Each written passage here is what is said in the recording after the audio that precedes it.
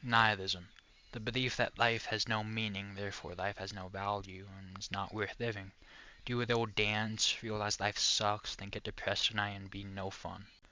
Then came existentialism, recognizing that while life might not have a meaning, that just leaves us free of shackles, not having to conform to any king or society or deity, but place ourselves first by finding our own meaning. Do all that jazz or whatever you aspire to do with your life, I don't care. But then, in the outbreak of World War II, came along a very handsome and cool and athletic and good-looking old French Algerian man named Albert Camus. Living in Paris during the invasion by Nazi Germany, Camus witnessed firsthand the absolute terror of war. Growing up in a very violent time in Algeria and having his father die in World War I, Camus was surrounded by violence his whole life. He couldn't fathom how such bloodshed could exist. There was no meaning in it. So he asked if our lives themselves held any meaning. Will they still hold value? Well, yeah, he said they did. And so was born Absurdism, the cool philosophy, just like its father, Camus.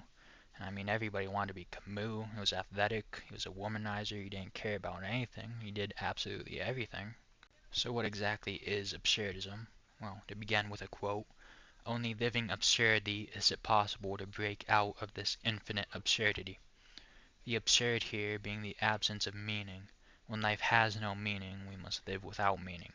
Embracing the absurd is the ultimate act of rebellion against the absurdity itself, of the cold indifference of the universe, where we yelled out looking for meaning, yet never receive a reply.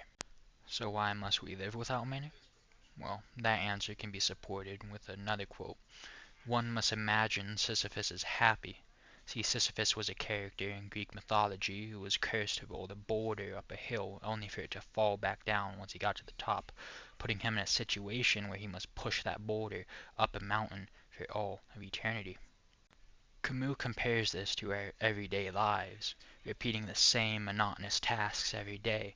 Wake up, go to school or work, or do your shit, go home, hang out with friends maybe, scroll on your phone until you fall asleep, and repeat. I think we will all understand this feeling a lot more as we grow older, but I'm already very familiar with this feeling. It's something I've had on my mind for a long time, until one day we come to this halt. What are we doing here? What's going on? Is there a meaning to any of this?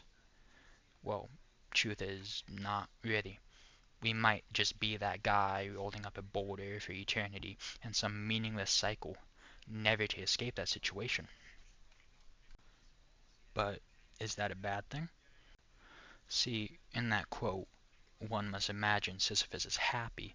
We imagine him happy because he cannot exist any other way for all of eternity. Somehow, somewhere, he found joy in the meaninglessness of his rather absurd situation. He found joy in every stone atom of that boulder, and Camus argued we must do the same in our own lives.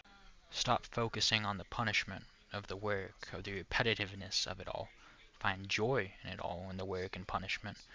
Live life however you want to, really. I mean, how else are we supposed to enjoy life? How do we exist without it? Do whatever you want, really. I mean, I just think, what would Camus do? Eat, pray, love, but equally well, drink, blasphemize, shout profanities, pick up the mandolin, or paint one's dick blue. Who cares? Hold an indifference to it all and live life to the absolute most. Do everything there is, and to hell what others say. Live life while you can.